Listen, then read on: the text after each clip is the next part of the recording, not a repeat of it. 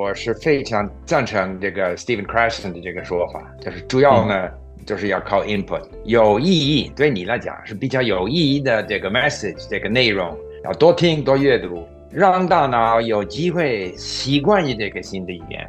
你不可以就是故意的要学习单词、背单词，或者是把一些这个文法的规则完全的掌握了，这是不可能的事情。要是经过很多经验，那个大脑会慢慢的习惯于这个新的语言，所以 input 是最重要的一个学习办法。Hi, okay, there we are. Hi, Steve. Hi. Okay, so I start with the question in Chinese, in Mandarin. Sure. Okay. Okay.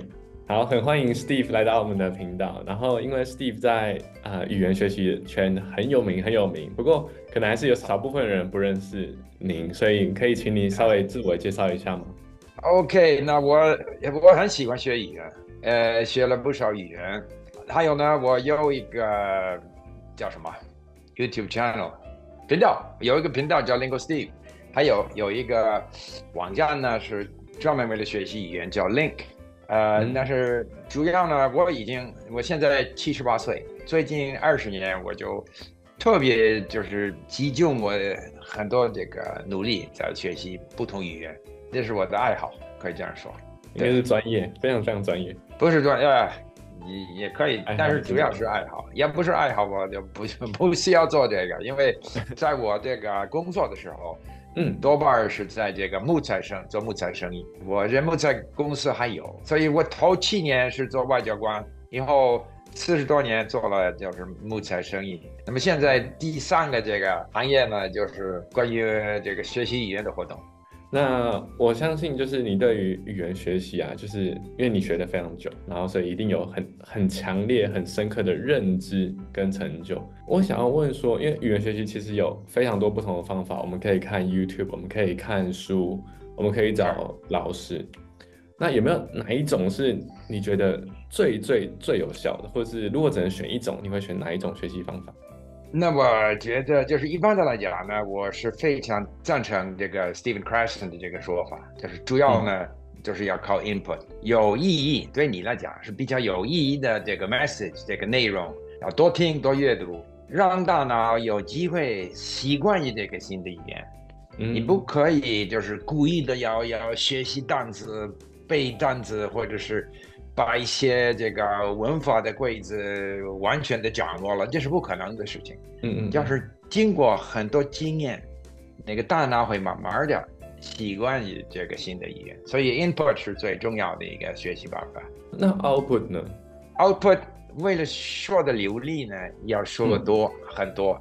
假如比如说有的人在台湾学英语，没有多大机会说英语，那么当然说的这个流利的这个程度还是不够的，还是需要有很多机会说话，或者是假如是在台湾有很多说英语的朋友，或者是到说英语的国家去，到最后需要很多这种机会。但是呢，就是你没有足够的词汇量，没有足够的经验和那个大脑还没有习惯于这个语言，你这个 output 是会很差的。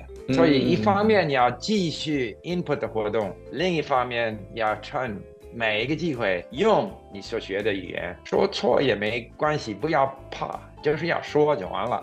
但是在很多的情况之下没有机会，所以要继续 input。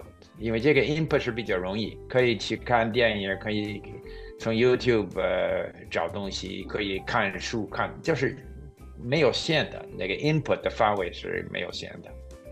就是不受国家的限制，或是不受身边环境的限制 ，input 永远我们都是我们可以做的练习。对，那您会觉得就是在学习语言的前期啊，我们要先省略掉 output， 然后先专注于 input 吗？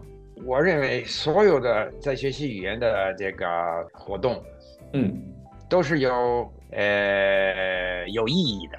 所以，一个绘画呢，你对方就是你跟某一个人说话，但对方的说的话你听不懂，或者那个对方的人要限制他的所用的词汇，或者讲的内容，为了适合你很有限的这个词汇，这不算绘画，这部分真实的这个谈话，不是聊天的，就是上课嘛。你可不可以跟我说中文？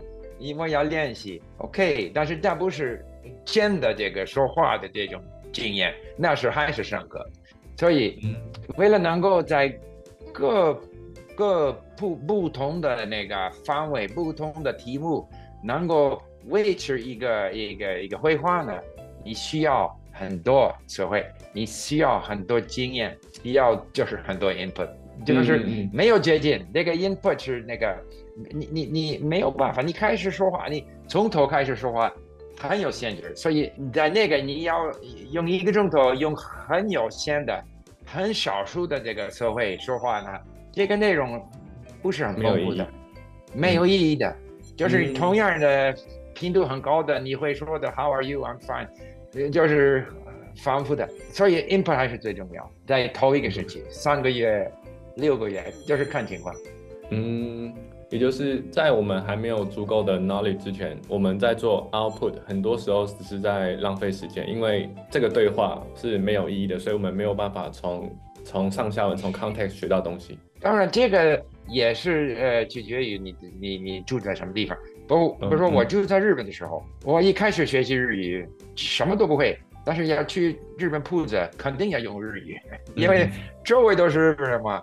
所以有很多机会用，而我不怕，我就是说错没关系。在这种情况，但是呢，我在 Vancouver 现在学习阿拉伯语什么的，没有这种机会，所以还是集中在这个 input。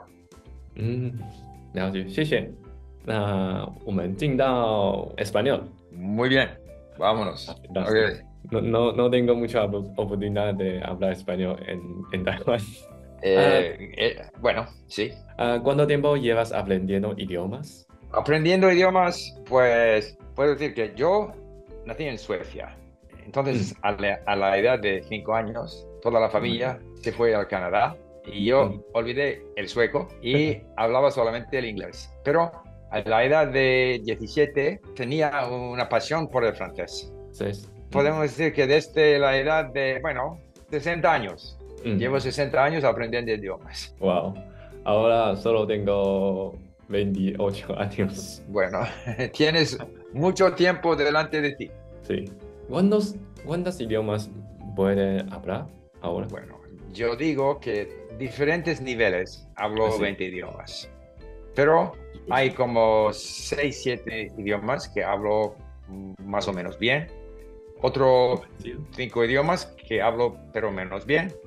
Y hay otros que quizás que he olvidado, que he aprendido, por ejemplo, el griego para un viaje en Grecia o Rumania, y ahora sería para mí difícil utilizar este idioma. Pero ahora estoy aprendiendo persiano y árabe y hablo, más o menos. Pero los idiomas como el francés, el español, el chino, el japonés, el alemán, el sueco, aún el ruso, hablo sin dificultad. Wow, qué bueno. Hay una cosa que me da mucha curiosidad, que es ¿por qué idiomas? Porque ¿qué has encontrado en el proceso de aprender idiomas? Porque aprendiendo idiomas es muy difícil. Si no hay significado para ti mismo, es muy difícil persistir durante tanto tiempo si lo que estamos haciendo no tiene sentido. Bueno, hay muchas cosas, muchas motivaciones. Por ejemplo, yo creo que también en tu caso, si tú sabes que tú puedes aprender un otro idioma, o sea, el inglés o el español, este da una sensación de satisfacción, de suceso. Y si tú sabes que tú puedes hacer alguna cosa, pues tienes ganas de hacerlo otra vez. ¿Okay? Yo sé, por ejemplo, que puedo aprender idiomas, entonces quiero hacerlo más. Esta es una cosa. Otra cosa, en los negocios, por ejemplo, hablo bastante bien el japonés. Tenía una gran importancia para mí en mi vida profesional. No solo el japonés, pero también el alemán, el sueco. He utilizado mis idiomas en mi trabajo. Otra cosa, con los idiomas se puede encontrar personas, hacerse amigos con personas de otras culturas, japonés, o de habla español, o chino, o lo que sea. Es interesante porque siempre encontrar personas de su cultura es bien, pero encontrar personas de otra cultura es muy interesante para mí, muy interesante. Y puedes hacerse amigos tanto con extranjeros como la gente de su país, ¿no? Somos todos, bueno, seres humanos. Otra cosa es que a mí me interesa mucho la cultura, la historia de todos los países. Estudiar y aprender sobre la historia de, yo no sé, por ejemplo, Ucrania, ¿no? Libros escritos para ucranianos. Es otra cosa que libros escritos en inglés o en ruso o en polaco. Sí, y ahora estoy estudiando el persiano, el árabe, y estoy aprendiendo muchas cosas acerca de la política, la historia, la vida en Medio Oriente. Entonces, el idioma es un camino que te permite aprender otras cosas. Ofrecer pensamiento o perspective diferente. Exactamente, sí. Por ejemplo, la cultura del Medio Oriente, a veces nosotros, que no somos de esta región, tenemos ideas estereotípicas de esta gente, ¿no? Y cuando empieces a aprender idiomas y escuchar esas personas hablar en su voz, en su palabra sobre la vida en su país, es otra cosa. And to the English part? Okay.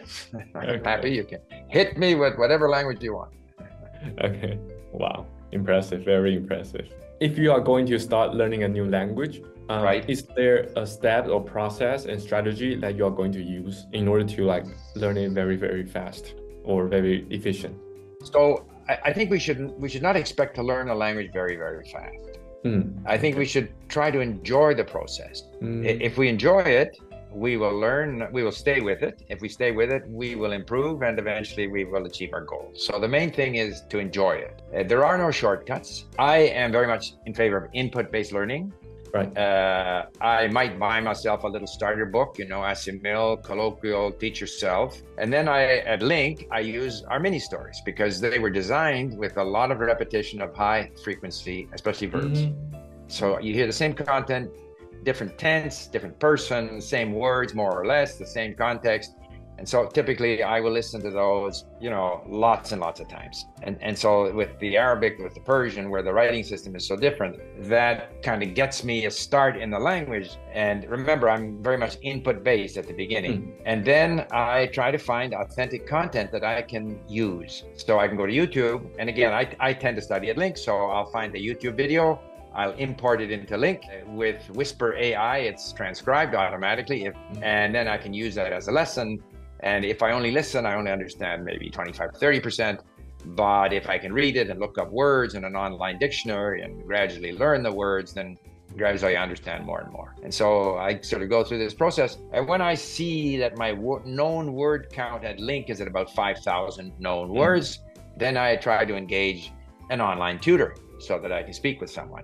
And then not only can I speak, but I now have a person. I connect the language with a real life person, and that person can sometimes, usually point out things that I missed in the language about how the language works. And you start to like the person. So you want to show up again and show him or her that you've improved. So engaging with a tutor is a great thing to do. Both of you will feel the sense of achievement throughout the time. Yeah, absolutely. How is your thought on active recall and spaced repetition and applications such as Anki or Quizlet? I'm not a big user. Okay.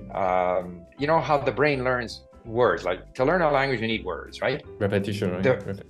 Well, brain research shows that actually what's more important than simple repetition is the variety of contexts where you meet that word, because of the way the brain learns. And there's all kinds of research now that shows, they study how it reacts and stuff like that.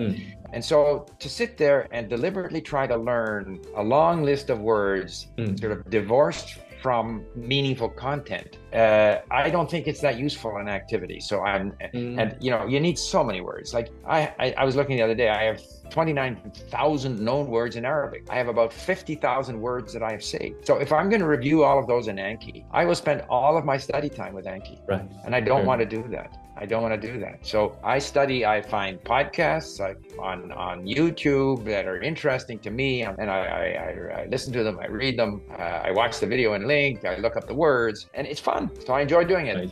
I will review a word immediately after coming into contact with it. So if I'm doing say a podcast text that link, and so sentence by sentence, so there's 3 or 4 words that are either new to me or words that I'm still trying to learn, I will review them immediately afterwards. So if you can review it immediately after coming across the word, I think that's helpful. But if you're going to review that word based on some theoretical, spaced repetition algorithm, I just don't believe in that stuff. And there's been research to show that repetition is good, of course. It's not as good as seeing it in a variety of contexts. But whether you space them regularly or space them based on Eppingheimer's curve of forgetting curve, right? Apparently it doesn't make any difference. I mean, let's put it this way. There are contradictory studies. Some show that it's more effective to use an algorithm. Others show it's just the repetition. It really doesn't matter. However, I always say language learning is all about enjoying the process. So people should do what they enjoy doing. What they enjoy, yeah. Okay, so there are tons of videos and interviews out there on YouTube or on the internet where you talk about language. So I want to ask you something different, not about learning language. Okay. And you are 78 years old, right? And has been to many places, have seen so much of the world. So you're a man of full of experience. So for someone like me in their 20s or 30s, what's one piece of life advice you would give? So with life in general or language learning? Not language learning, because there are too many content of you talking about language. The big thing is, if you have an opportunity to take a chance and do something, do it. Don't end up regretting 20 years later that you didn't do it. Just go for it. Go for it. Not something stupid, mind you, but whether it's in business, of course you have to think the thing out. You have to have a plan. But and particularly when you're younger, you may not yet, I don't know if you have a family or not, but when you have fewer responsibilities, that's an opportunity to, go for stuff. Go for stuff. That would be the big thing. And also to keep an open mind. And another thing is, never burn any bridges. People, you don't achieve anything in life without other people. And so treat people with respect. And even if you have an unpleasant experience, just don't burn your bridges. Okay. I really do agree with not regretting. So my YouTube channel is called 家俊的 YOLO 生活. So YOLO is like you only live once.